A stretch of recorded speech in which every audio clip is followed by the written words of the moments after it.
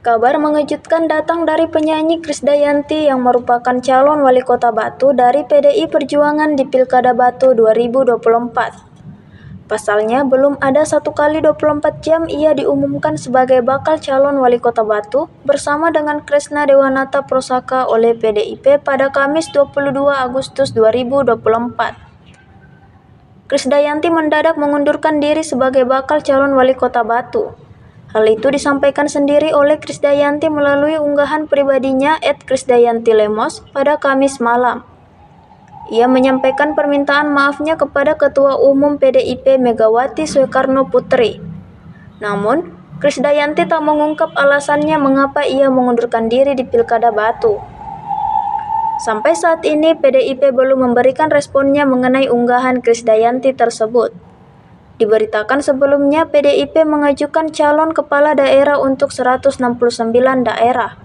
Ini terdiri dari 6 gubernur, 151 bupati, dan 12 wali kota.